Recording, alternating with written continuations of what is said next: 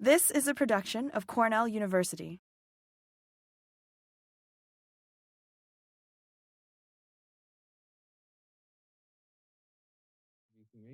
I'm going to talk to you today about what has been the majority of my thesis work here, trying to understand the long-term effects of contrasting organic cropping systems on weed communities. So to start off, I just want to ask, why do we care about weed communities in organic agriculture? Well, weeds are consistently cited as the top production challenge by organic farmers. And while proactive weed management is important in every agricultural system, it takes on extra importance in organic agriculture where you don't have herbicides to deal with unexpected weed infestation. However, proactive management doesn't work if you're treating single species as individual problems. With this approach, successful control of a single species can just lead to weed community shifts as new species fill in the gaps. Right? That's called a species treadmill, and it's not a good situation, as you can see. Okay, so it's more effective to design cropping systems that will manage the weed community as a whole. So the idea here is that you adopt a suite of management practices that work together to keep any one weed species from becoming problematic. Of course, that's easier said than done. In order to do that, you need to know how individual management practices, as well as your cropping system as a whole, interact with the weed community. So to help understand this interaction between management and weed communities, I want to talk about plant community assembly for a minute. So this is a concept that's been developed in the ecological literature to try to describe how plant communities, seen in these pie charts over here on the right, are formed from a regional species pool represented by these letters on the left. And community assembly conceptualizes this process as a series of filtering procedures. So you have dispersal filters to get to a site in the first place, as well as environmental or abiotic filters, things like light, water, temperature, and then biotic filters as well, so competition, predation, things like that. And only by successfully passing through these filters will a species from the regional pool end up in your plant community that you observe. So actually, this concept can be pretty easily applied to agroecosystems when you want to think about weed community assembly. So similar to in natural systems, you'll have your regional pool of weeds that could potentially colonize your farm field. And similarly, they have to disperse to that farm field in the first place and pass through abiotic and biotic filters already in place. However, now we also have management filters on top of that. And those can be things like the herbicide that you spray on the field, your tillage system, the crop you plant, and even the fertilizer you put on the field. And even if a species can make it through these initial filters, it won't necessarily make it through the management filters as well. So you can think of maybe if you spray herbicide on a field, you'll select for species that have herbicide resistance, and those might be the only ones you see in the community. But you can also think of examples from organic agriculture. If you do intensive spring tillage, you might end up selecting for species that can germinate after that disturbance event.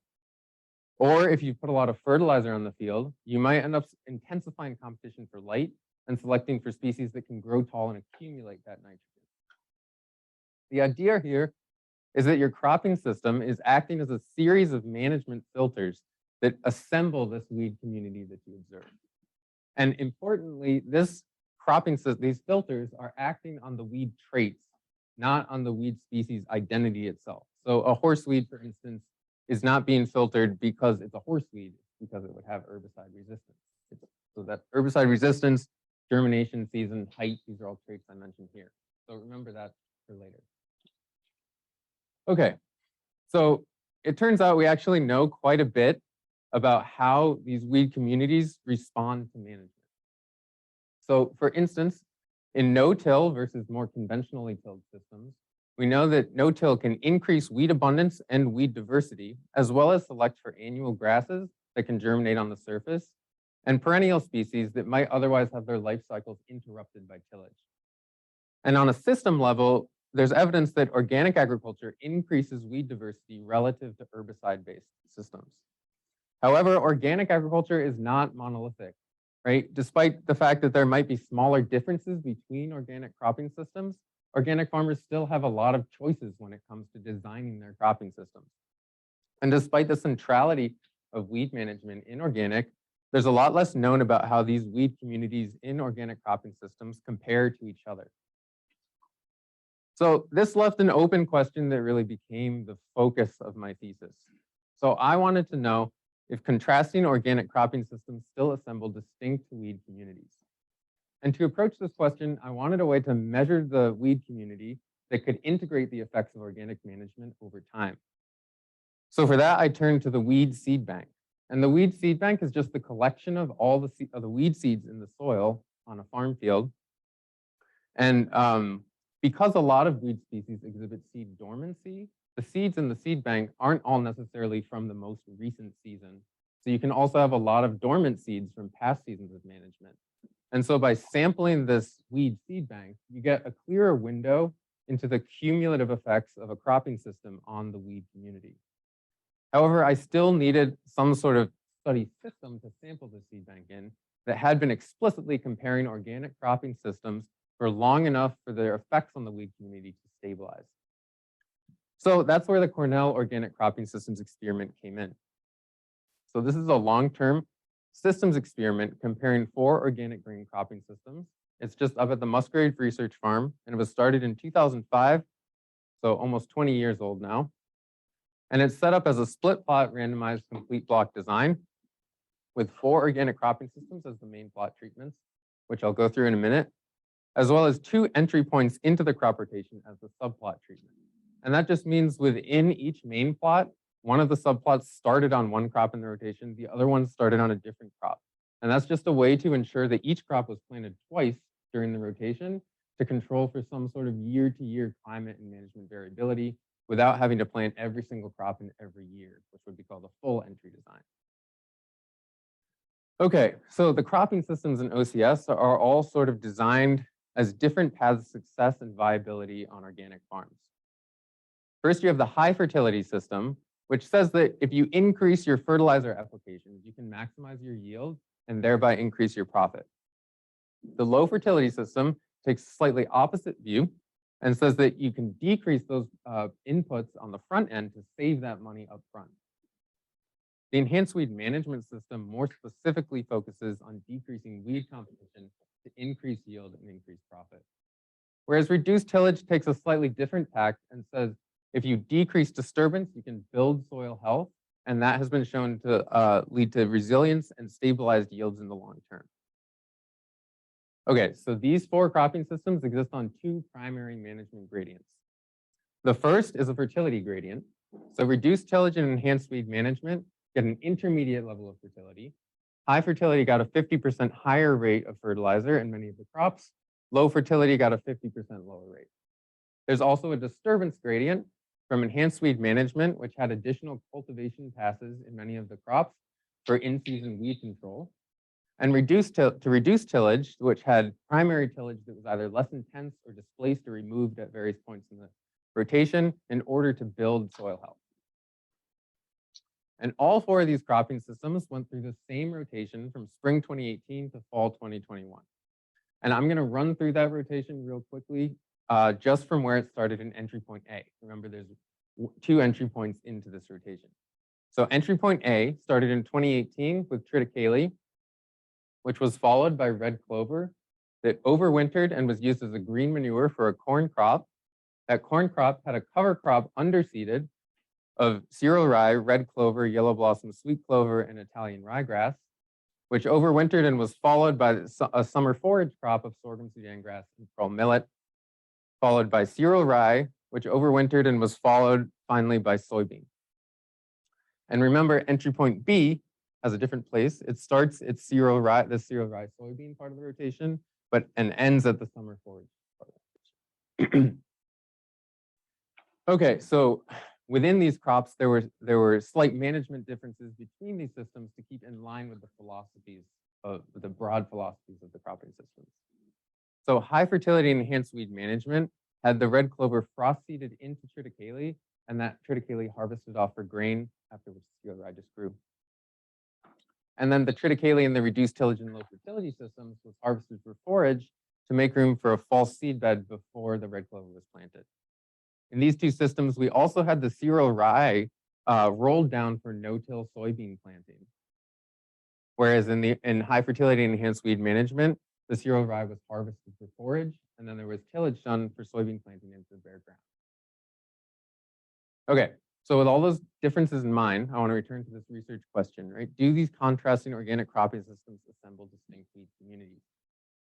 And my hypothesis here was that given enough time, even comparatively minor management differences can act as community assembly filters to produce distinct weed communities, and that I would be able to see these differences in the seed bank. Okay, so to approach this hypothesis, I had to measure the seed bank. So what we did was 2 soil seed bank greenhouse emergence assays. One in 2017 was done before my time, and one in 2022 that I did. And that involves taking 25 soil cores from each of the subplots in the experiment, combining them together and laying them out in the greenhouse, and then identifying the seedlings that emerge over 3 flushes to try to exhaust the seed bank. We also collected emergent weed biomass in each of the crops in the rotation in between, just to get some sort of idea of what was going on in the weed community between the seed bank endpoints. From this weed community data, I calculated several response variables, and I'll go through all of these.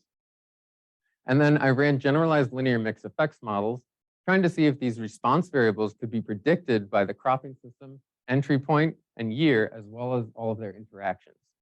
And then I also added spatial random effects to these models. From there, I tested the significance of these fixed effects using type theory ANOVA and ran post hoc comparisons on the marginal means for the cropping systems to see which cropping systems were significantly different from each other. Okay, now we can get into some results. So I'm going to start with seed bank density. And what I'm showing you here is the seed bank density for just entry point A. Here on the y-axis, you see seed density adjusted to seeds per meter squared. And then the x-axis is just the 2 years of sampling. And then you have each system, high fertility is in red, reduced tillage in green, low fertility in blue, enhanced weed management in orange. These are going to be the colors throughout. And some other things to notice, within each year here, the 2 cropping systems with the same letter are not significantly different from each other. And you might also notice that the 2017 letters are lowercase and the 2022 letters are uppercase. And I did this to indicate that there's a significant interaction between year, entry point, and cropping system here. So the post hoc comparisons were only done within each level of year in each entry. Okay, and then the asterisks there in 2022 are just indicating whether the change from 2017 to 2022 within a system was significant. Okay, so just looking at this ladder plot here, it seems like maybe high fertility is increasing seed bank density over this time period, where maybe reduced tillage is decreasing seed bank density. But I also want to show you the emergent biomass that we took. So here you have weed biomass on the y-axis in kilograms per hectare. And then along the x-axis, you have all the crops that were planted in entry point A in chronological order. And there's a key for them up here, but what I really want you to focus on is the last 2 crops planted in 2021 here. So here we have cereal rye, CR, that has good weed control across the board, very low bars. But if you look at soybean, SB, you can see that there was actually a failure of weed control in the tilled system. So the enhanced weed management in orange, and especially in high fertility in red, where there was pretty good weed management in the no-till systems, reduced tillage and low fertility. And so through this lens, if you look at this seed bank density graph again, it seems like maybe this increase in high fertility could be explained by an influx of weed seeds into the seed bank from all of this biomass just before seed bank sampling in 2022, rather than some manifestation of a long-term trend. And I want to drive this home by showing you entry point B. So here in entry point B, we don't see that increase in the high fertility system. In fact, it seems like all of the systems are either decreasing or staying the same and kind of coming closer together. And here's the weed biomass data for entry point B. Again, just focus on these last crops here. And the SAF is the summer forage crop. That's where it ended in entry point B. And what you see here are 2 things. First, that there's no significant differences between the systems here. And second, that the weed control is pretty good across the board. And so when you look back at the seed bank density graph, again, these results seem to make sense in this context that there was good weed control right before the seed bank sampling, maybe fewer seeds going in. So what this tells me altogether is that the success or lack of success of weed control in your recent crops appears to be masking any long-term influence of the cropping system on seed bank density. But that didn't happen for every response variable that I calculated. So here I want to show you Shannon diversity, which is just a taxonomic diversity measure that takes into account both your species richness, the number of species in the community, and their relative abundance. And Shannon diversity looked like this. Again, here we have these 4 systems, but here you might notice the letters are on the center of the lines. And I did that to indicate the lack of an interaction, right? There's no interaction between year, entry point, and cropping system. Instead, the differences are driven by cropping system here.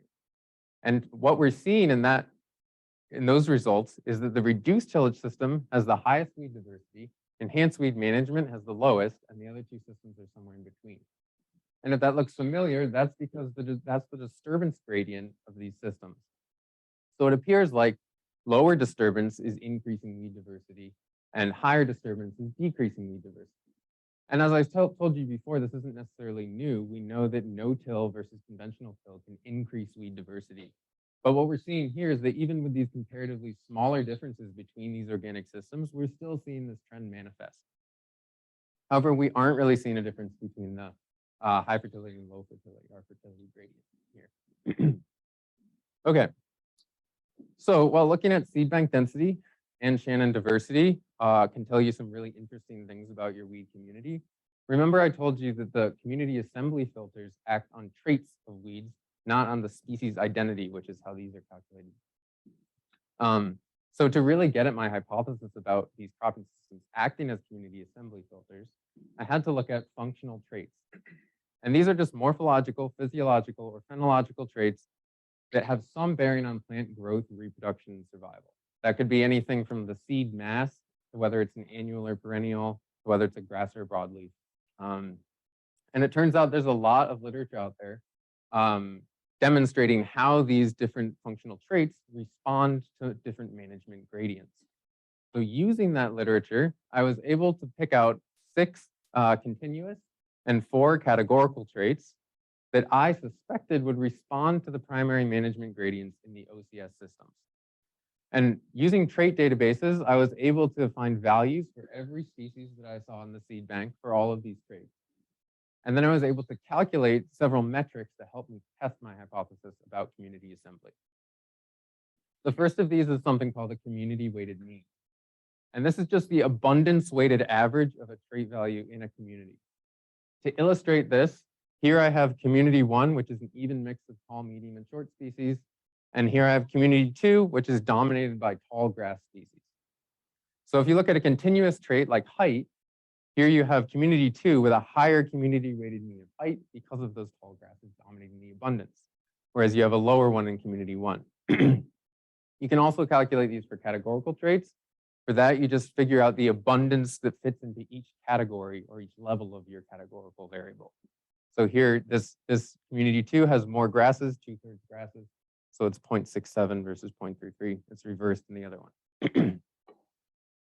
So what I did is I calculated these community weighted means for all of these different traits. And what that gave me was a series of new response variables that I could run in my models that I use for seed density and for diversity.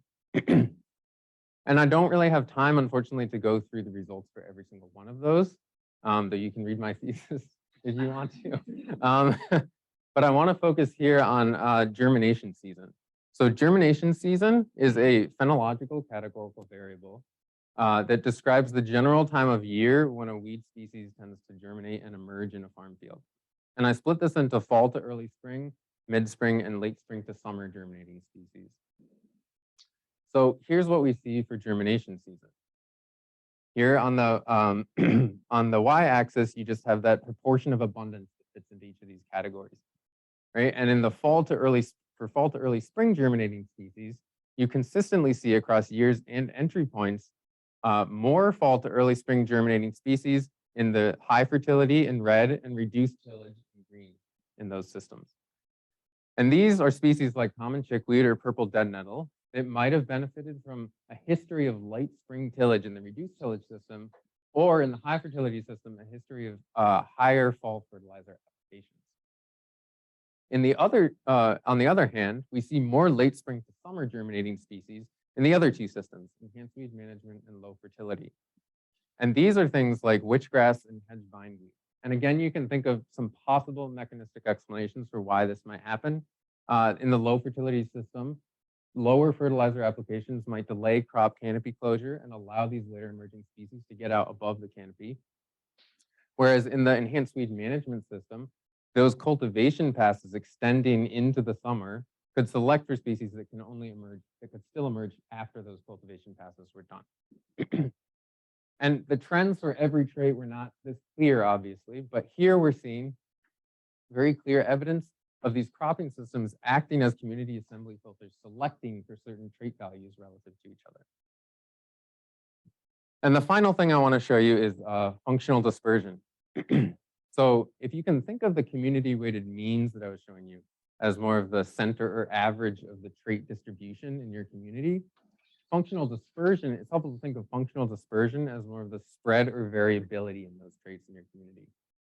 And so the higher variability or higher spread of trait values you have in your community, in general, the higher functional diversity you have. There's more functional trait combinations that can exist in that community. And so here's what we see. Oh, actually, I was going to say, this is a good functional analog for Keanan diversity in that way, because it's like functional diversity versus taxonomic diversity. And surprise, what you see is a trend driven by cropping system, just like with Shannon diversity, right? So here we see the reduced tillage system and the low fertility system have the highest functional dispersion, the highest functional diversity. And this could be because these are some of our lower input systems. They might be applying fewer or weaker or softer filters on the weed community and allowing more functional trait combinations to exist. Okay, that's what I told you. So in conclusion, I just want to come back to my research question here, right? Do contrasting organic cropping systems assemble distinct weed communities? And I think given this evidence, we can give this a yes. So more specifically, these cropping systems are selecting for different functional traits in weed communities and thereby acting as community assembly filters. And I showed you the example here of germination seasonality, where the high fertility and low and reduced tillage systems appear to be selecting for these cool season or fall to early spring germinating species. We also saw that lower tillage intensity or nutrient applications in the reduced tillage and low fertility systems are increasing our taxonomic and functional weed diversity. And so more diverse weed communities are increasingly associated with decreased yield loss due to weed competition, as well as increased ecosystem services, so even benefits to pollinators or pest control, things like that. And again, I told you before, organic systems have been associated with an increase in diversity relative to herbicide-based systems. But what we're seeing here is that even within organic systems, with smaller differences between them, we still see these changes manifesting. They're still changing with diversity.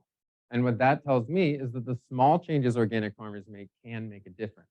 So for instance, say a farmer can't go to a fully no-till system, they could still accrue these potential benefits of weed diversity by integrating rotational no-till or something into their system where it makes sense. Finally, we also did see that recent management can rapidly change seed bank density. That was the first result that I showed you there. And what this really tells me is the importance of an integrated weed management strategy, right? So if you impose a greater diversity of these management filters on the weed community, you're going to minimize the chance that any one species or like functional trait combination is continuously selected for, and thereby can dominate the community and compete very heavily with your crop. So taken all together, I'm really hopeful that this research can help organic farmers start to align their cropping system design with their weed management goals. There's a lot of different options out there for organic farmers when it comes to designing a system, making these choices, but there's a lot less research done on how those choices affect the weed communities in the end. And these are the things that the farmers are going to have to manage. So I'm hoping that this can fill that gap. And And then I just want to thank everybody involved with the organic cropping systems experiment, especially Brian Caldwell, Dr. Chuck Moeller, and our Organic Farmer Advisory Committee, who really helped conceptualize and get this thing off the ground and keep it running in the beginning. And then we have everyone in the Ryan and Drinkwater labs who have kept it running even up till now. There's crops out there in the field currently. And then on a more personal note, I just want to thank all of my loved ones, family, and friends for the continued support throughout this 2-year journey and into whatever comes next. But I can also take questions now, I think. I don't know that much about weeds, so I apologize No problem. in advance if it's not a very educated question. But so you're looking at how it's affecting the weed community and the seed bank density, but what about what actual effect it has on the crop? Would you also look at how it affects the crops? It seems like you could have a lot of weeds, but if it's not affecting your product, maybe it doesn't matter so much. Yeah, that's definitely something to consider with this study. So we do have yield data from the organic cropping systems experiment. So it is available. It just wasn't included in this research particularly. But one of the weaknesses is that we don't necessarily have a weed-free plot within those experimental plots. So we don't really know, based on how the yield is changing, how much of that is due to how the weed community is changing. So it would be really good to get some, and there have been some experiments done showing with those weed-free plots how much of the changes in yield can be attributed to the changes that you see in the weed community. So right, we don't know necessarily if those fall to early spring germinating species are competing more or less with the crop and what that's doing to the yield. And that is, as you say, super important.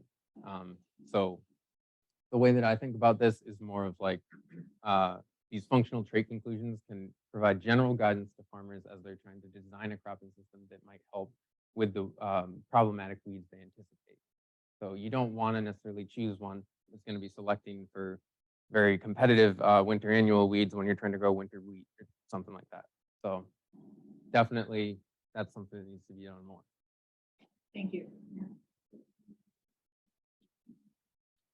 I was wondering, and again, I'm not a scientist either. So, how much farmers are trying, or in the experiments, are you trying to prevent weeds from shedding seeds? And are they shedding seeds like throughout the whole system, or normally you try and just a small fraction of the weed population will end up building a seed bank? Yeah, that's a good question. I think that it varies from crop to crop, and the bandwidth that Chris Helzer, our field manager, has for doing post-harvest weed control and stuff. But in several of the crops, like for instance, the red clover in the rotation, it was left in the field for a long time, so there was a lot of weed growth happening, and we might do like a mowing or something to stop a lot of those weeds from producing seeds. Okay. So to take your point further, right, like it is definitely true that the seed bank might not be fully representative of what's going on, because if you're not allowing certain weeds to contribute their seeds, you might end up with a seed bank skewed towards maybe like smaller species that can shed a lot more seeds without growing tall and getting mowed. Okay. Adds to the complexity. Complexity is the key word. I feel like I'd like to ask a lot more follow-up questions, but I just limited to one as an example, because you had those four treatments, let's call it, and one of them is reduced tillage, which has a lot of benefits in terms of soil health and so forth. But I'm confused. How are you controlling weeds in that case? Yeah. Could you just elaborate a little bit on what does that entail? Reduced tillage as a one of the options, and you're looking at weed seed production. Yeah. So it's varied over the life of the experiment. In the beginning, when this was first established, 2005 to 2010, in the first couple of locations, reduced tillage was almost a failure of a system, somewhat. Or like there was a lot of weeds that were trying to do a like experimental ridge tillage system, and there was a lot of weed seed produced in those years. And over the years, we've sort of like in conversation with the Organic Farm Advisory Board, figured out ways to try to reduce that. So you notice that I said even in the reduced tillage system, there is a false seed bed done. And that was specifically included due to recommendations by Chuck Mueller about doing those no-till soybeans and then going into the triticale, you need to clean up your field and so to like decrease the weed seed bank, right? Because there was gonna be too many seeds coming from the no-till part. And what you see actually, I didn't present this part, but due to the fact that we've had to maybe ramp up some tillage in the reduced tillage system over the past rotation, more moldboard plow passes, for instance, you actually see the weed communities converging a little bit. So whereas the reduced tillage system maybe used to have a slightly different community because it was more experimental, now that it's kind of like focused more on how can we actually make this profitable, it's sort of the weed communities are converging a bit. And we're doing in the next rotation, try to make it diverge while still making a profit. It's an iterative systems trial. But, yeah. So I think we're going to stop here for questions. Let's thank our speaker again.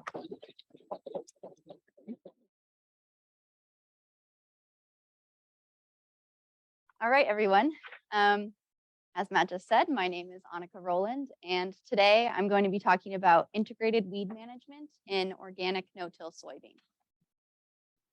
So I know Jake just briefly mentioned integrated weed management, but today I'm really going to talk about how we can optimize this system. So integrated weed management is when several weed management strategies are used together in a single growing season. These weed management strategies can include mechanical, chemical, biological, or cultural practices. And a key thing about integrated weed management is that if a farmer uses multiple practices and one tactic fails, other tactics can fill in management gaps. In addition, using multiple practices will reduce selection for adaptive species. Like Jake said, if a farmer is using purely herbicides, they might find that those weeds become competitive and herbicide resistant. Integrated weed management can also lead to synergistic interactions between tactics. This means that when tactics are combined, they can produce a positive effect that could not have been predicted from the tactic's performance in isolation. A concept that comes out of integrated weed management is this idea of many little hammers, which was coined by Liebman and Gallant in 1997. So this is when you combine multiple tactics, which may not be fully effective on their own, you can achieve holistic management in a system. So now let's talk about how weeds are managed in organic production. So for decades, tillage has been the main way that weeds are managed. Tillage disrupts the soil surface, buries weed residue, and prepares the bed for planting. However, if tillage is performed intensively and without the addition of other conservation practices, tillage can degrade soil health, increase soil erosion, soil compaction, and ultimately reduce yields. Therefore, additional strategies, solutions are needed to manage weeds in organic production. Organic rotational no-till planted soybean has been a strategy that has been studied extensively to manage weeds in organic systems. This involves a fall planted cover crop, in this case cereal rye, which overwinters and produces high amounts of biomass in the spring. It is then roller crimped to create a weed suppressive mulch. The mulch suppresses weeds through physical interference, light interference, and allelopathy. Soybean can then be planted directly into that mulch. The equipment used for organic no-till production is really important. This is a front-mounted roller crimper, which can be filled with water to make it a little bit heavier. And then the machine moves over cereal rye and terminates it. But the cereal rye roots remain in the ground, which provides soil stability.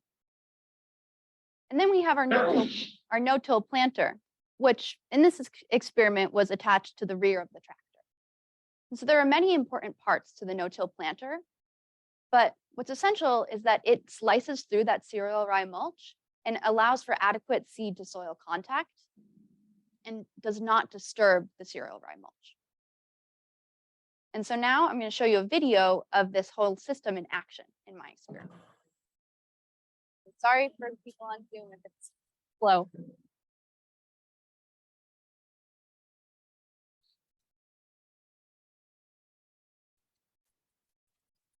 So you see that the soybean is planted directly into the cereal rye mulch in a single pass operation. So why would farmers want to adopt this system? What are the benefits?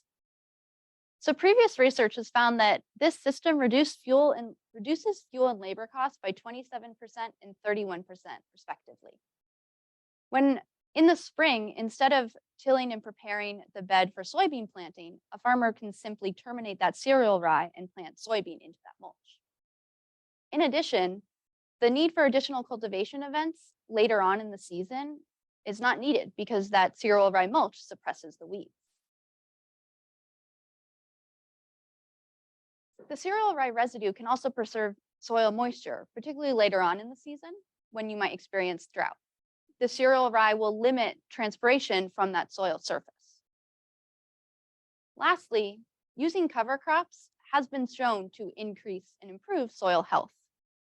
The cover crops are planted in the fall, they overwinter, there are roots in the soil throughout the entire year. This increases carbon sequestration, will improve aggregate stability in your soil, and increase water infiltration. So, like I said, you can achieve high levels of cereal rye mulch and achieve adequate weed suppression. However, sometimes you can get a field that looks like this, where the cereal rye mulch fails to suppress weeds and you have high levels of emergence. This is when additional weed management tactics are needed in this system. And the crucial thing is that the added weed management tactics should not disrupt that cereal rye mulch. And so this is where my experiment comes in: soybean weed integrated management.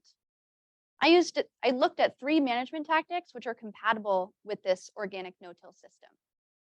They were a high soybean seeding rate, an inter-row mower, and a weed zapper.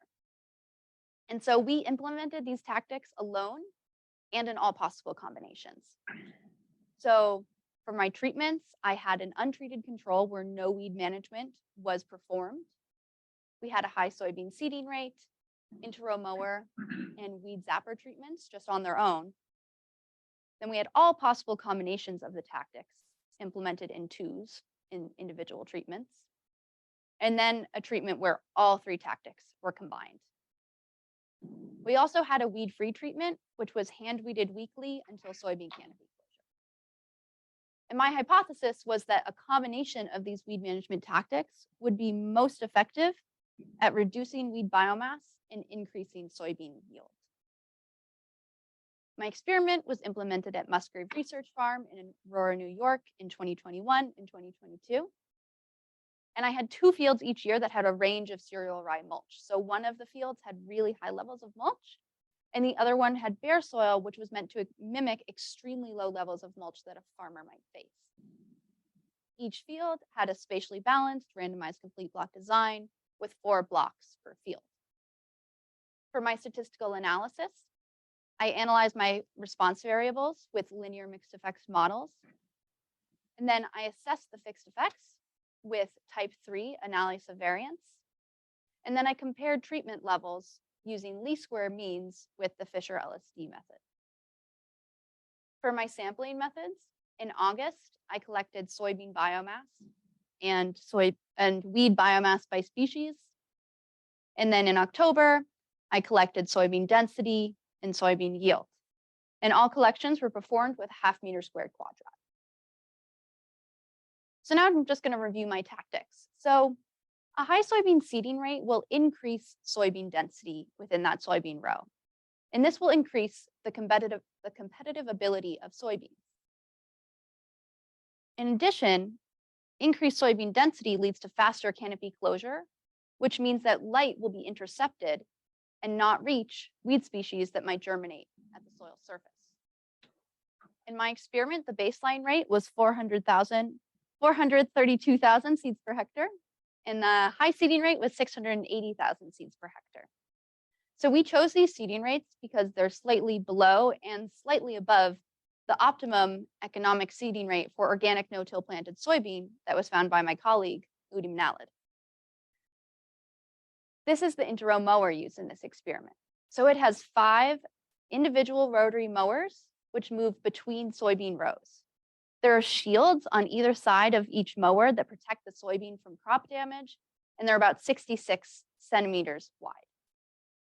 The inter-row mower cuts weeds that are 5 to 15 centimeters above the soil surface. And in my experiment, it was used twice in both years of the experiment, once 6 weeks after planting and once 8 weeks after planting. And so now you're going to get to see a little snippet of a video that I produced with Jen Thomas Murphy about the inter-row mower.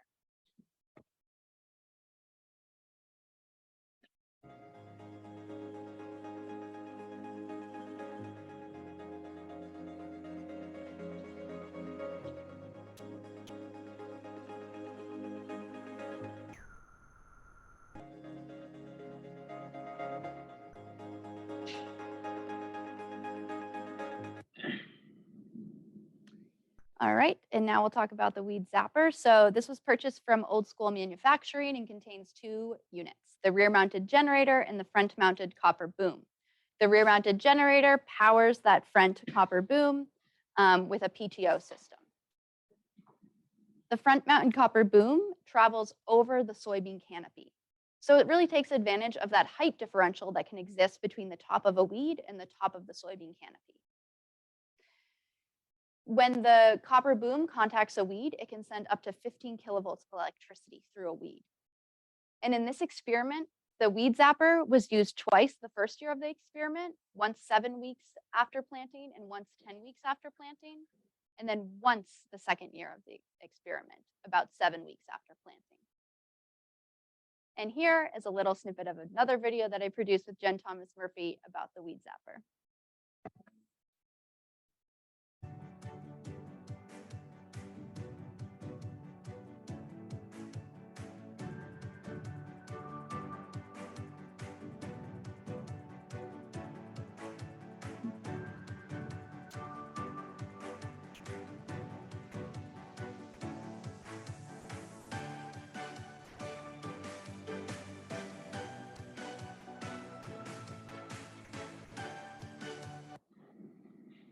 So if you want to see those full videos, they are on the Cornell Field Crops webpage.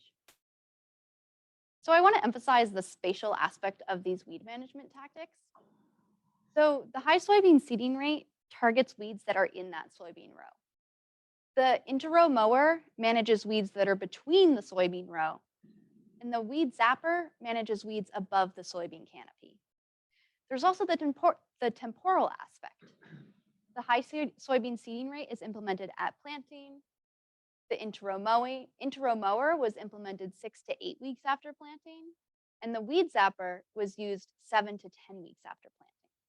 So the fact that these weed management strategies target weeds across time and space will reduce the possibility of selecting for a highly competitive species. So now we'll talk about some of my results, starting with soybean density. For all the graphs that I'll show you, my treatments are on the x-axis and my response variables are on the y-axis. For soybean density, differences between letters here indicate differences between means. And we find that with increased planting rate, soybean density also increased. So SR here is high seeding rate. And this is really just a confirmation that our high soybean seeding rate did in fact work. It also confirms that our management tools did not negatively impact soybean density. So now we'll get into weed biomass. And first, we're going to look at our individual weed management tactics. I apologize, there should be error bars there, but they are not showing up on the PowerPoint. Again, differences between letters indicate differences between means. So in my experiment, we found that when, and I should point out, so this is the untreated control, this is the high seeding rate, then we have the inter-row mower, and then the weed zapper. So we find that the weed zapper reduced weed biomass by 60% compared to the control. I think that this is because the inter-row mower targeted the highest proportion of weeds in this system. It was directly reducing the weed biomass of every weed that it came into contact with in that 66 centimeter space. The high soybean seeding rate did not reduce weed biomass compared to the untreated control. This might be because these seeding rates were already quite high compared to seeding rates used by other organic producers. So we might be at a point of diminishing returns here where even if we add additional, like if we increase the seeding rate, we won't see increases in the suppression of weeds. So, and with the weed zapper, we also did not see a decrease in weed biomass. And I think that this is because the weed zapper actually did not kill a high proportion of weeds. There weren't many weeds which grew way higher than that soybean canopy to be hit by that copper boom. And if the weeds were hit, they tended to recover and were sampled for weed biomass. Now we have our combinations of tactics. And I just want to point out that every tactic that, that included the inter-row mower decreased weed biomass compared to the untreated control. But when additional tactics were added to inter-row mowing, the weed biomass didn't decrease further, which suggests that the inter-row mower could be used alone in this system to manage weeds. And so I did a dominant weed species analysis where I looked at the top weed species in our fields. And I found that common ragweed, common lamb's quarter, and yellow foxtail were the most dominant species throughout all fields in each year. And then Venice mallow, black medic, and lady's thumb also, there were high levels that varied throughout the fields.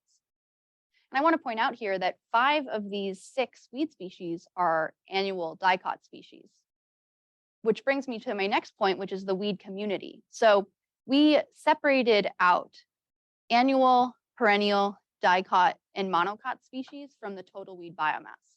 I know you can't see it because the Zoom thing is there. So maybe I'll just wait until Matt. Okay.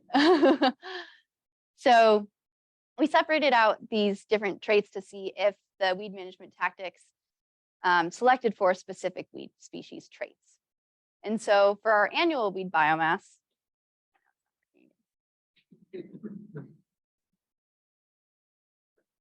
yes, yeah, okay. For our annual weed biomass, we see that every treatment that has the inter-row mower in it, weed biomass was reduced compared to the untreated control, just like the total weed biomass. For perennials, there were no differences across any of the treatments. For dicot weed species, again, the same trend as the annual and the total weed biomass. And there were no differences from the untreated control for the monocot weed biomass. And as you can see, the scales here, they're all the same. So there's clearly higher amounts of annual and dicot weed species than perennial and monocot in this weed community, which suggests or tells us that our weed community was dominated by annual dicot weeds that are susceptible to inter-row mowing. And finally, we'll talk about my soybean yield. So we'll look at the individual tactics again. So here we see that the inter-row mower increased soybean yield compared to that untreated control. I hypothesize that this is because the inter-row mower reduced weed biomass during the critical period of weed control, which is the period during soybean growth when it is most essential to manage weeds to prevent yield loss. The high soybean seeding rate did not increase soybean yields compared to the untreated control. This might have been because when the soybeans were planted at a higher density, they produce less pods per individual plant. And with the weed zapper, we also did not see increases in soybean yield, likely because the weed zapper did not reduce a high amount of weed biomass, so those weeds were competing with the soybean crop. And then we look at our combinations of tactics. We find that the high seeding rate, the combination of the high seeding rate and the inter-row mower, as well as the combination of all 3 tactics, increased yields compared to the untreated control. So those are the bars here that are indicated with the letter B. And now we'll talk about the weed-free control, which produced yields that were much higher than any other treatment. And so this weed-free control, again, was hand-weeded weekly until soybean canopy closure and provides a benchmark for additional weed management strategies to be added to this system. So now I want to talk about the cost of these tactics. For the seeding rate, the baseline rate would cost about $216 per hectare. And the high seeding rate would cost about $349 per hectare. And this is organic soybean.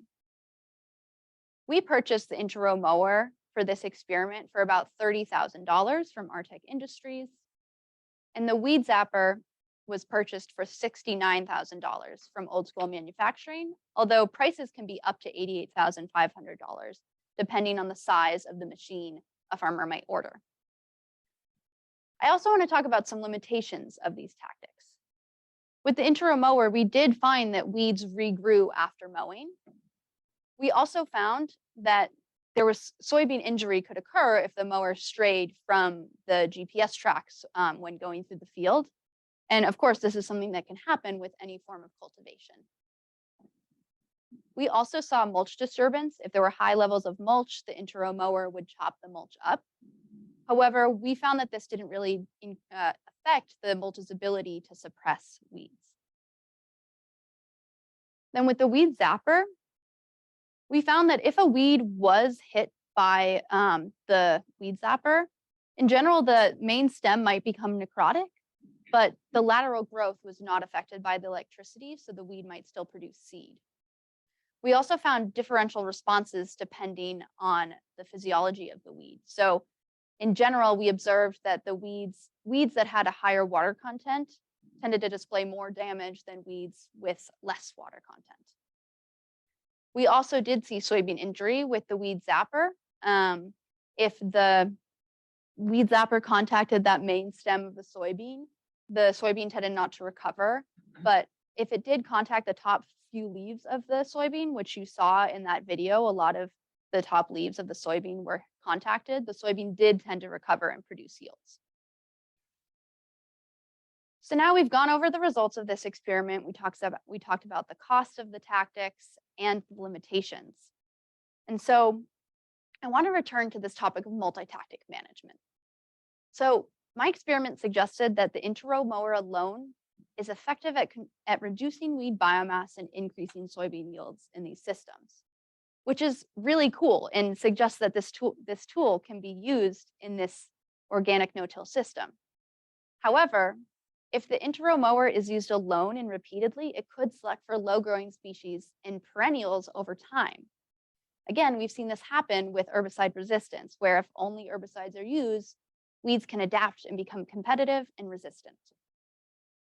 So this brings me back again to the design of this experiment, right? You're placing stress on different weed species, and this will reduce selection for adaptive competitive species.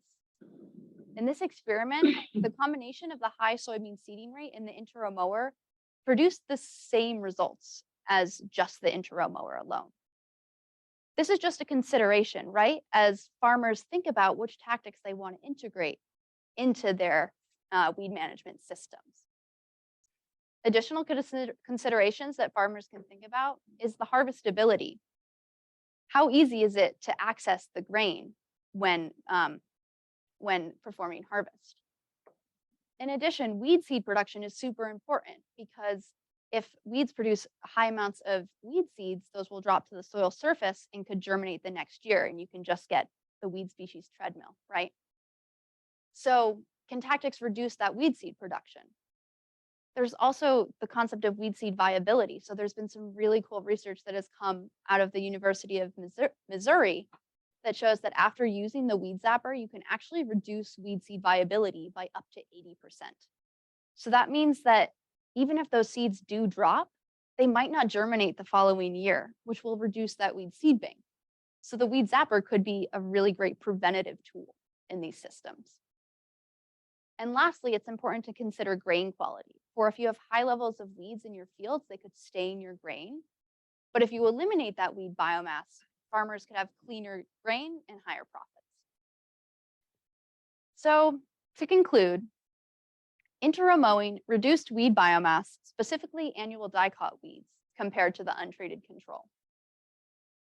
Tactics were less effective on perennial and monocot weeds, which offer additional opportunities for other tactics to be integrated. And the inter-row mower increased yields compared to the untreated control. My experiment also suggests that the weed zapper might be more valuable in fields that have weed species which grow high above that soybean canopy earlier on in the season to be targeted by the weed zapper. And lastly, there's a potential for additional benefits with multi-tactic management beyond just reducing weed biomass and increasing soybean yield. And this is super important because farmers should start thinking about how to increase resiliency on their systems as we face more extreme weather events as a result of our changing climate. And I think that multi-tactic weed management has the ability to do that. And with that, I would like to acknowledge the entire Ryan Lab team for all of their help and support throughout my 2 years here at Cornell. And also my friends and family watching online. Thank you for supporting me over my entire life. And yeah, I'll take any questions. Nice presentation, Annika. I was curious on your thought about the scale. Debbie, I was reminded that I should deliver the mic. I will. On, good? No, yes. Different, well, I'm holding the mic either way. I didn't think it was on. Nice presentation, Annika. Really nice work. I was just curious your thought on the scalability of some of these different technologies and thinking about, moving from the research plot scale with feed dapper and in-row mower to an actual commercial operation and larger. Awesome. Yeah. Thanks, Debbie. I'm just going to repeat the question for the people on Zoom. So the question is, what do I think about the scalability of these tactics in large scale systems compared to research?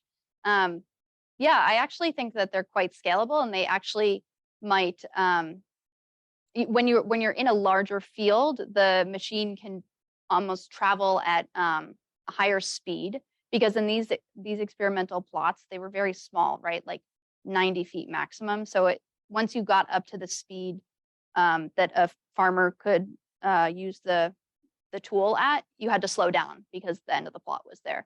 So my thinking is, like, if a farmer has acres and acres of soybeans to manage, they can get going at a speed that will work for them. I also think, yeah, I mean, it depends on other, so we found that in the cereal rye mulch fields with the high levels of mulch, there was less variability with like bumps and stuff. And so I think it depends, like, if a farmer is tilling their field, how they're preparing the bed of their field. So because that will affect kind of the speed that the machines can travel through the field and their ability to target weed species as well. Very good question. And people can hear. I confirmed online, so people can hear. We don't Okay. need the mic. So, Okay, yeah. good. So, Then I'm gonna give it back. what do you know about the customizability, maybe I could say, about of those machines in terms like would it be possible to have a mower that could do like those narrower interrows, like a 15-inch interrows, or do you know that? Yeah, that's a great question. So I didn't mention this in my talk, but there is a company called the Rowshaver Systems that's coming out of Kansas that is kind of looking at the customizability of the mowing. I mean, it is in general much harder to cultivate in 15-inch rows. Yeah. I think, farmers have run into that difficulty a lot when trying to perform mechanical cultivation. But if you look up Rowshaver Systems, they are, experimenting with different ways. So, yeah. Yeah. Mhm. I can say that we worked with the fabricator to design the interrow mower that we Okay. used, and it was based on a model that's used in Kansas for actually narrower rows. Oh, okay. So, it's Okay, possible that's- to do that. All right, let's thank Annika again.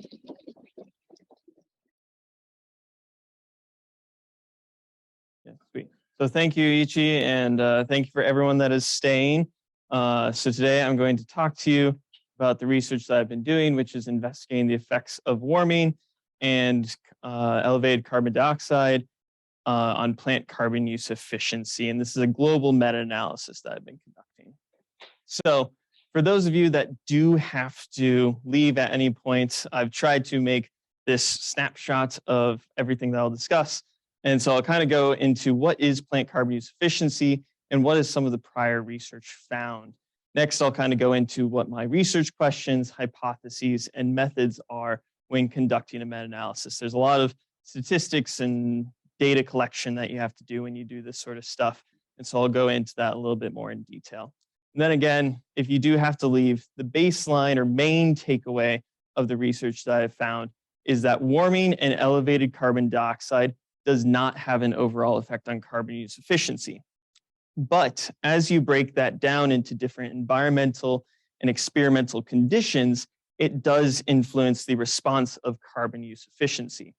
And lastly, I'll kind of go into what are the inferences or main conclusions of my results and what that may indicate within Earth system models and projecting the future climate scenarios and what the carbon cycle might look like in the next 20, 50, 100 plus years. So what is carbon use efficiency? Well, it's a conglomeration of multiple different carbon cycle fluxes, primarily gross primary productivity, net primary productivity, and autotrophic respiration. So gross primary productivity you can think of as how much a plant has photosynthesized over the period of time. And that's just based on a total area, typically. Next is net primary productivity, which is how much carbon has been accumulated into a plant after photosynthesis. So this metric does change under different conditions, which I'll go into. And lastly is autotrophic respiration, which is a plant will photosynthesize. It also will respire some carbon during that process. And carbon use efficiency is that ratio between how much biomass has been accumulated relative to how much that plant has photosynthesized over a period of time. And this metric has been looked at quite extensively. And the reason why is it's quite variable. It does change a lot, and we don't know exactly all the reasons why. So this group in China found that based on annual temperature, carbon use efficiency changes relative between approximately 40% and 60%. And it used to be considered that carbon use efficiency remains relatively stable. However, they're seeing that at lower annual temperatures, that carbon use efficiency increases, but as annual temperature continues to increase, so does carbon use efficiency decreases. But they did see that at greater annual temperatures, they did see that there's an increase in carbon use efficiency again. And they hypothesized this might be due to the leaf maintenance respiration starting to acclimate to the changes in temperature. So there's maybe a dip in terms of how carbon use efficiency responds to temperature alone. Next, researchers have been interested in seeing how does carbon use efficiency change under different nutrient enrichment practices. So if you increase the amount of fertilization, will carbon use efficiency also increase?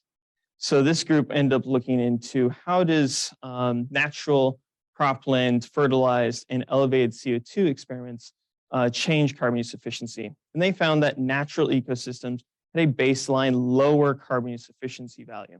But as you start enriching these ecosystems with a bit more fertilization regimes, carbon use efficiency does increase. And lastly, they were also able to observe that under elevated CO2 conditions, carbon dioxide or carbon use efficiency also increased. But they did want to point out there's likely a limitation to how much carbon use efficiency may change under different conditions. And that's likely due to a nutrient limitation or water limitation. And that might impact how carbon use efficiency changes over a period of time and under future conditions. So that's a very, very brief overview of introductions. And so I wanted to get into, as I looked through all this literature, I wanted to see more and more about how temperature changes and elevated carbon dioxide concentrations influence carbon use efficiency, because there's been some research, but it's not overall they've not done a global analysis of how it changes. And so that's what made me want to look at my first research question, which is just understanding how does carbon use efficiency and the elements that make up carbon use efficiency change under future carbon dioxide concentrations and temperature regimes. And so my hypothesis here with a little bit of literature review is that there are going to be some changes. Carbon fluxes will change under future conditions, and that also will influence the effect of carbon use efficiency. But we do know that the different areas, different regions are going to be more susceptible to climate change.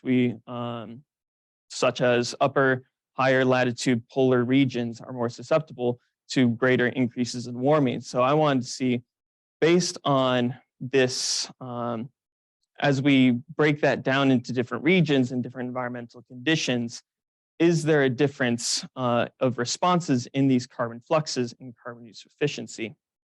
And similarly, is due to plant diversity and the experiencing different climate regimes, the influence of warming and elevated carbon dioxide will have different effects on the carbon fluxes and carbon use efficiency based on these experimental and regional conditions.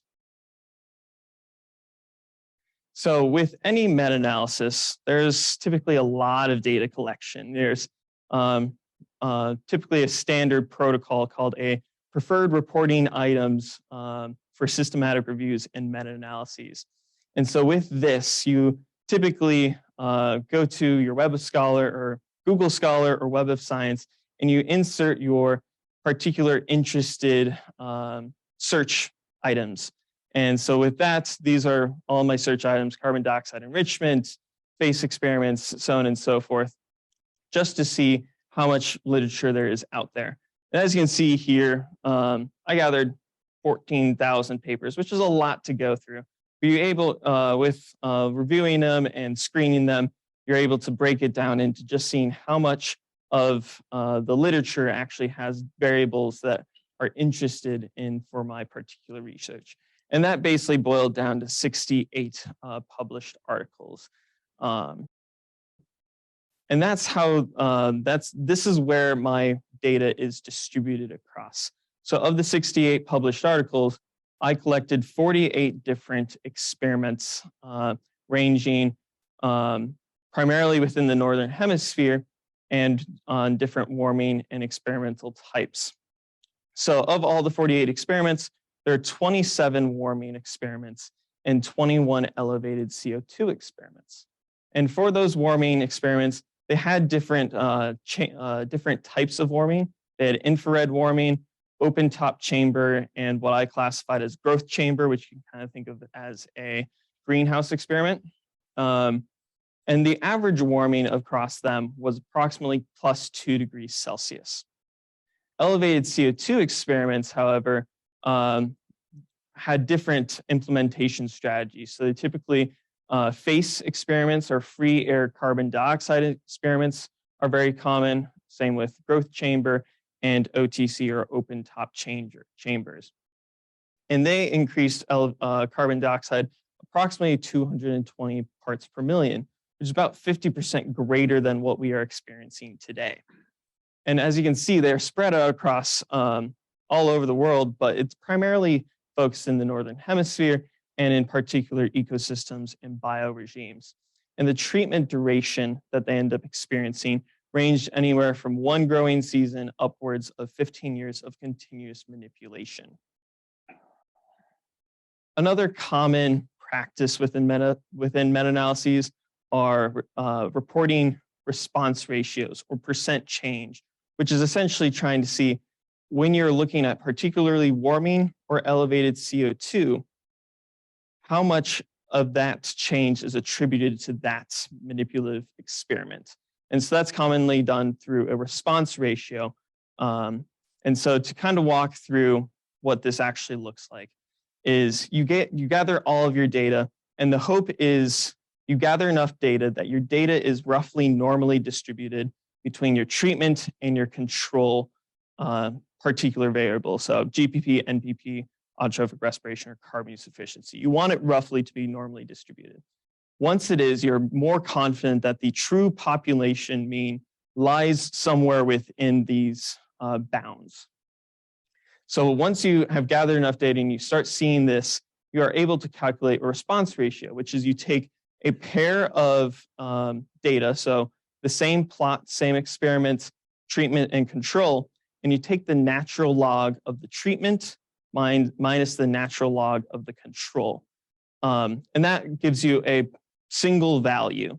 And once you are able to do that, since the difference only is based on the treatment that you're looking at or the amount of warming, you're given a value. And once you're able to do that, you do that across all of your different pairwise comparisons, and you're given a response ratio distribution or frequency distribution. And so the important thing is, of course, we want to see, is warming impacting these carbon fluxes or carbon use efficiency? And how you do that is you see whether or not the mean is statistically significant from a 0 response ratio. If you get a response ratio of just 0, that means there's no impact of warming or elevated CO2 on that particular flux or carbon use efficiency. So that's just a response ratio. However, I was very interested in more breaking that down into subgroups or subcategories based on ecosystem or experimental type or duration. And so that's done through a weighted response ratio measurement. So again, you have your data and you want to see whether or not a particular group has an impact on if a particular group has an influence or change relative to carbon flux or carbon use efficiency. And so you have all of your data, and then you basically categorize it based on a particular variable, such as ecosystem. And once you've determined which ones break down into each subgroup, you're able to do a similar thing, but it's weighted now based on its particular subgroup and the variance within each mean treatment. And once you do that, you're again given a weighted response ratio, and then you're able to take that, and you can also signify it based on a percent change. So how much does warming change this carbon flux or carbon use efficiency by a particular percentage rate? And that's what these figures in the next few slides I'll be showing.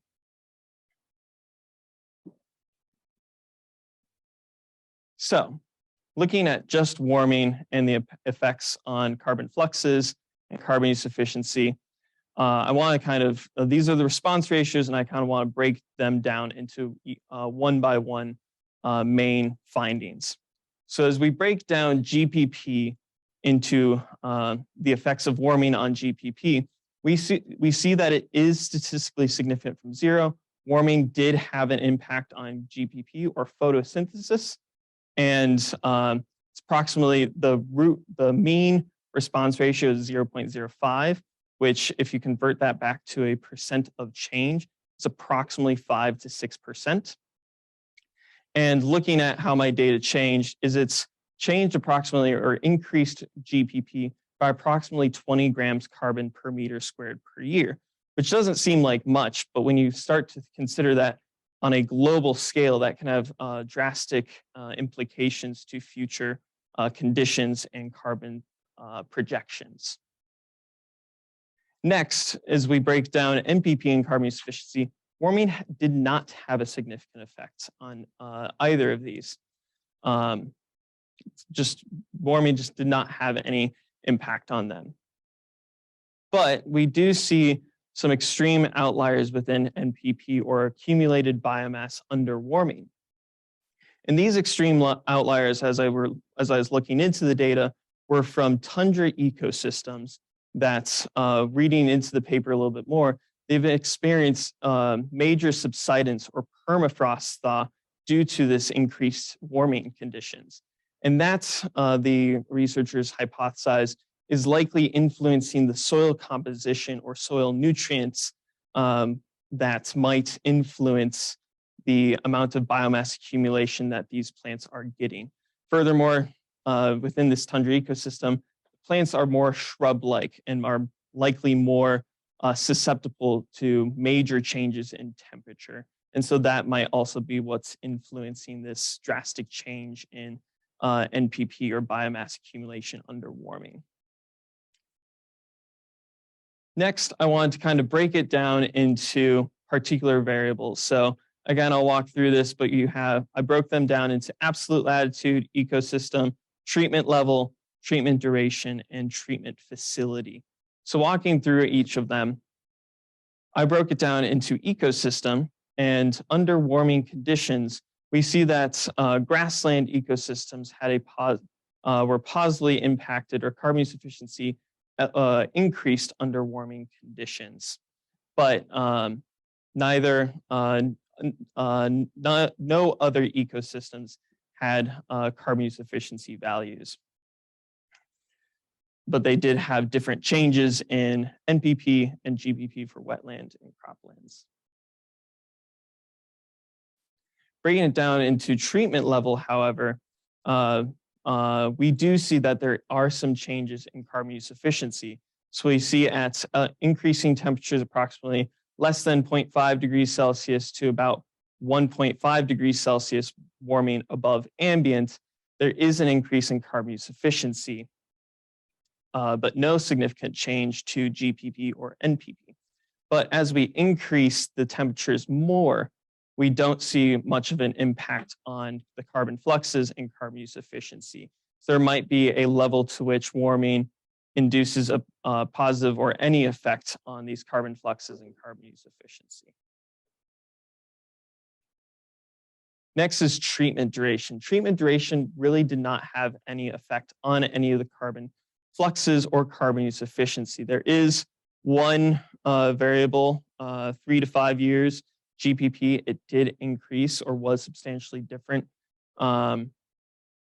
But every other iteration, every other combination was not statistically significant. So these carbon fluxes and carbon use efficiency did not change under warming through prolonged warming conditions. And finally, treatment facility, we did see that infrared warming did have an impact on carbon use efficiency and on net primary productivity, but other treatment facilities did not have an impact on these carbon fluxes or carbon use efficiency. And that might imply that doing some of these manipulative experiments, that's something to be aware of, that these warming treatments types might influence different responses to plant dynamics and carbon fluxing. Next, just kind of looking into elevated CO2, kind of walk through it as a similar way. So we see that under elevated CO2 conditions, we do see that GPP and NPP increase under elevated CO2 conditions. And this is supported by a lot of prior research, and my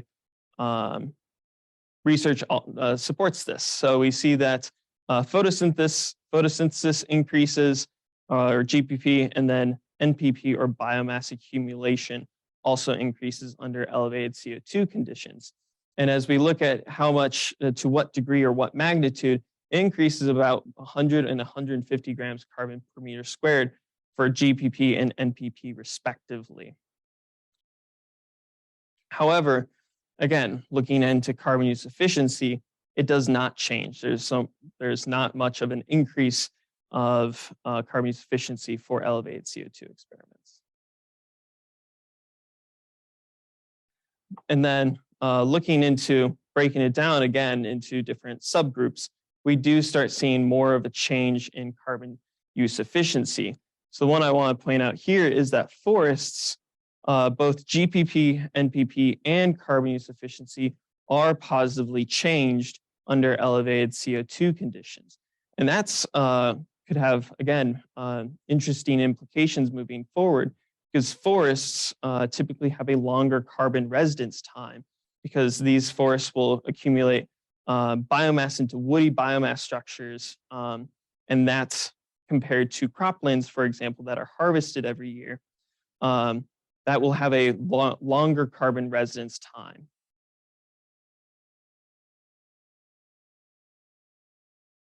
Looking at treatment level, we do see that there is also a different trend in these carbon fluxes and carbon use efficiency. So at lower carbon use efficiency or carbon dioxide concentrations, again, NPP, GPP, and carbon use efficiency do increase. But carbon use efficiency starts becoming less significant under greater carbon dioxide concentrations. However, NPP continues to be more positively impacted under greater carbon dioxide concentrations. So that might also change how biomass accumulates under future climate scenarios. And lastly, looking at treatment duration, we see that treatment duration positively impacted GPP, NPP, and carbon use efficiency, but primarily only impacted NPP or biomass accumulation. So biomass accumulates more and more, or is always positively impacted by carbon use or by carbon dioxide enrichment as it continues going forward. But carbon use efficiency starts to not have as much of an effect at longer treatment durations. And so looking at more of my data, I was wondering, why is there a different response between GPP, NPP, and carbon use efficiency? And I wanted to look at what's the role of autotrophic respiration is causing. And so as we can see here, when we look at GPP and autotrophic respiration increased more under increased temperatures than gross primary productivity. And prior research has shown that autotrophic respiration is typically more sensitive to than photosynthesis when it's increased temperatures. Autotrophic respiration is more sensitive than photosynthesis when temperatures are increased. And that's typically based on an overall baseline maintenance respiration increase. But we did see in prior research that different warming facilities may influence the change in autotrophic respiration. So if you're only warming above ground, that's likely going to primarily affect leaf autotrophic respiration, but not below ground root biomass respiration. And so seeing different responses in respiration or GPP based on different warming facilities, that might elicit different patterns depending on what warming type you're doing. And then looking at elevated CO2, again, we see that autotrophic respiration did increase under elevated CO2 conditions, but increased less than GPP, which was likely a reason why we did see an increase in net primary productivity for this sort of stuff. But maintenance respiration increased, or previous research found that maintenance respiration increased under elevated CO2. This was an experiment that they looked at how ponderosa pines under these conditions change. They just found that an overall maintenance respiration increased, but not growth respiration.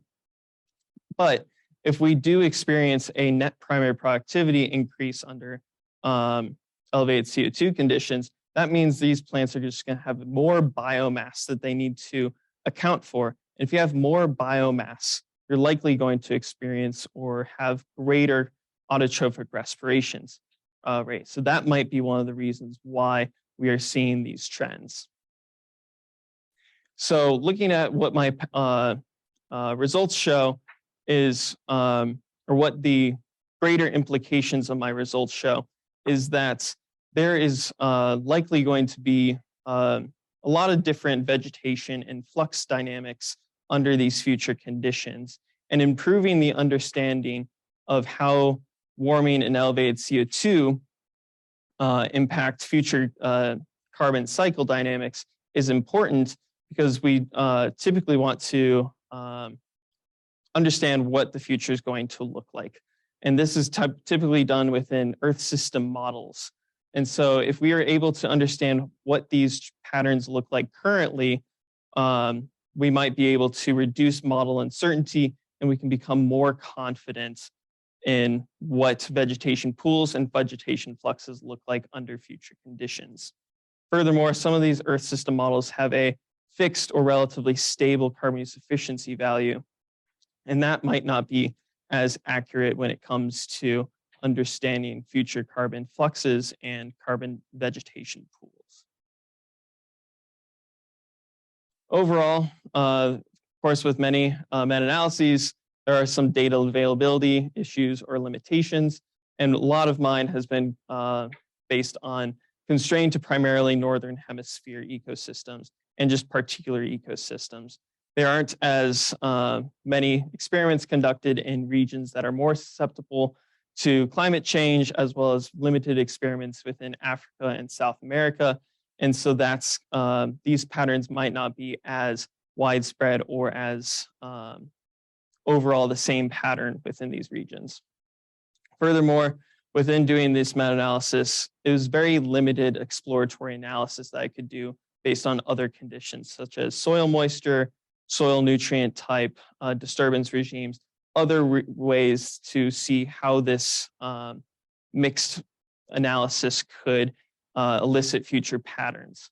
And lastly, when you do a manipulative experiment, that is quite different than likely what we are going to experience in the world.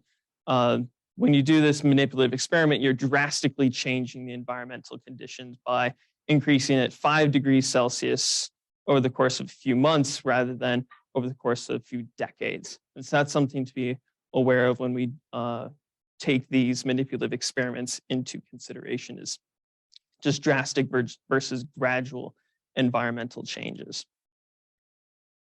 So going back to overall, what my results have shown is that carbon use efficiency overall is not impacted by elevated CO2 and warming, but when you break it down into different environmental conditions and experimental conditions, we do see that it does change.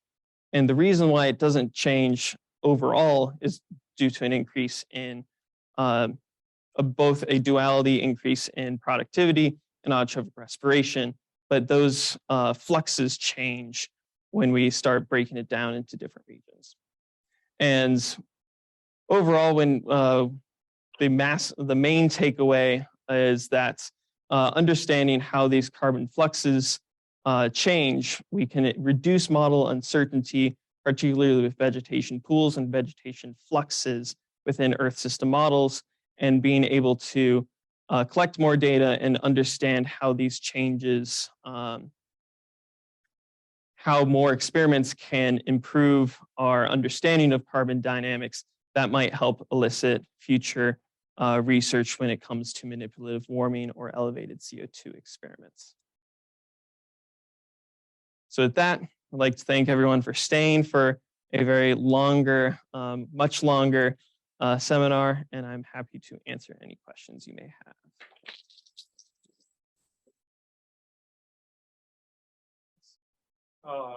I thought it was really interesting that your findings suggest that respiration is affected by warming to a greater extent than photosynthesis. And one of the reasons I think that's interesting is that over the years, climatologists have predicted that there are some regions of the world, such as the US Midwest, where the night temperatures are more likely to be warming or to a greater extent than the day temperatures. And so, so that would suggest that it matters whether we're talking about X number of degrees warming in the nighttime versus the daytime. I was wondering whether the meta-analysis you did had experiments that differentiated between warming during the night and the day.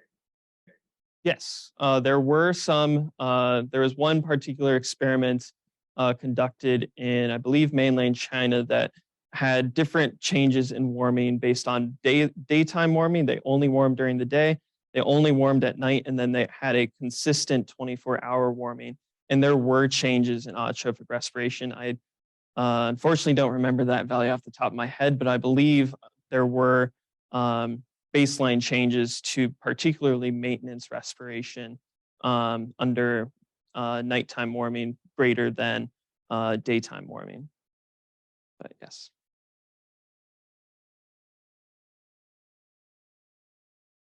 Let's.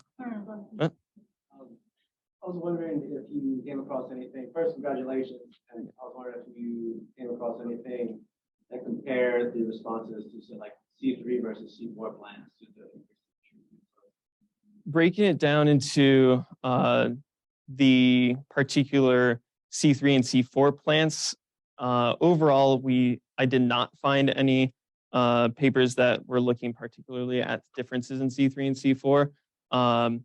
That also is somewhat limited within my meta-analysis research, is they didn't particularly account for all the community plant types. But that is something that would be interesting to see what the difference in C3 versus C4 plants under future warming or elevated CO2, how they each respond. So unfortunately, don't know the answer, but yeah, that's definitely something interested to look into. Lisa. From kind of a social angle, but it seems like your research would be suggesting how important it is to be looking at it not necessarily on a global scale and really zooming in on some of the environmental differences. You talk about how it's unfortunate that there's not data in more locations globally, but I wonder if you have any thoughts on how how do you have any ideas on how people can focus in on the area they live in, or whether it's on a countrywide scale, nationally, but how do we try to get at some of those differences that you're talking about in terms of, it might be really different if you're living somewhere that has a lot of tundra or has a lot of wetlands or grasslands you were pointing out. Right, right. On a more social aspect, yeah, that's For the research though. Yeah, for the How can you research. try to fill it, like how can we try to fill in some of those holes? I don't want to just say I come from a modeling group, so I don't want to say the typical modeler thing, saying like, oh, people need to do more experiments. I think from a more model perspective, we need to be more aware that how we weight different parameters. So how photosynthesis or biomass accumulation within certain ecosystems and how we weight ecophysiological and biological traits might help improve our understanding and reduce that sort of uncertainty within those regions. So of course, there's a benefit to doing more and more manipulative experiments in these particular regions, particularly those more prone to climate change. But there's only so many more experiments and data that we can collect before we as modelers need to accurately capture and understand how this is changing and accurately parameterize them. So I don't know if that answers your question. Yes, thank you. Marcus.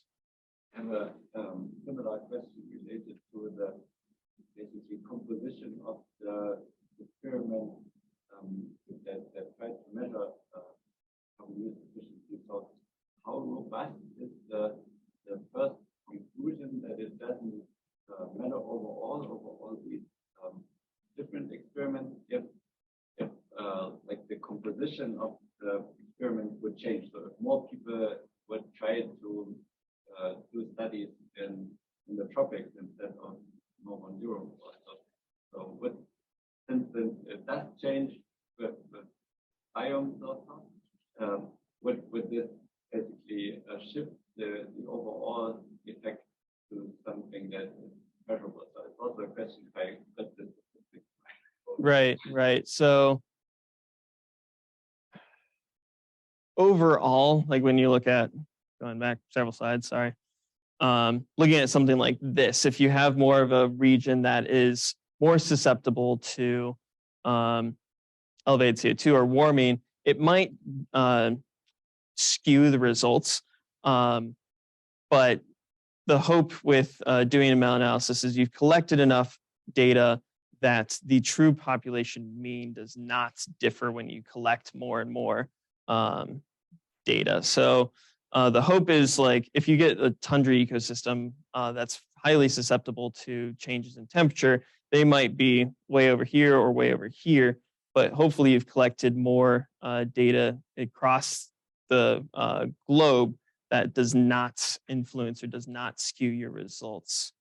And so it's a matter of collecting enough data, I would like I don't know if that's getting at your point, or I might be also a little confused with what your question might be.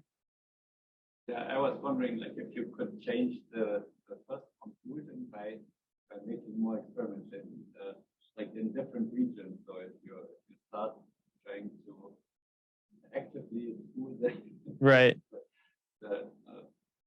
Right. It absolutely it could. So as you collect more data within particular ecosystems, that will change these plots a little bit more.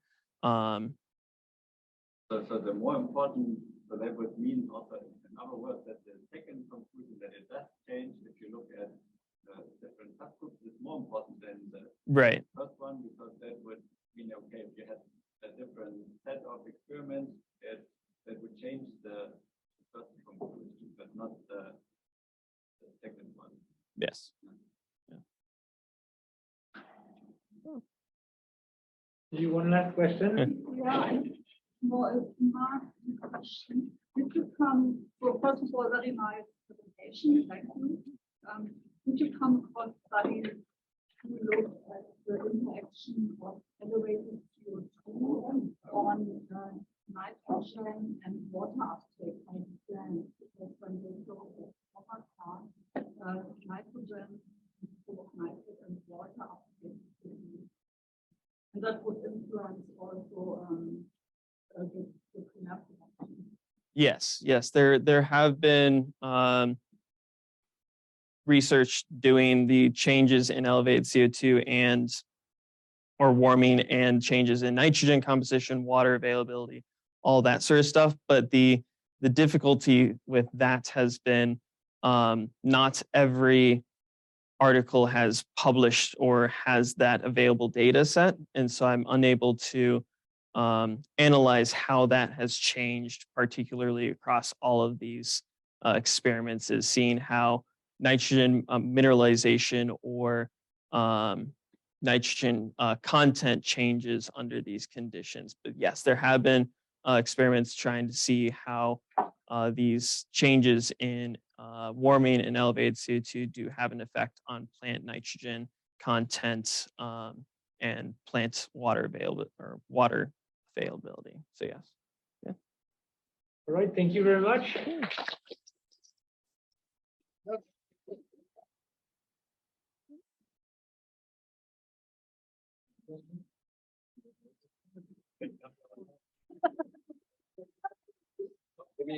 Yeah. I was Yeah. scared I would drop more. Yeah, I thought that's it too. Wait, there's a bunch of questions. Oh. Yeah. Well, thank you. I appreciate that. Yes, thank you. This has been a production of Cornell University, on the web at cornell.edu.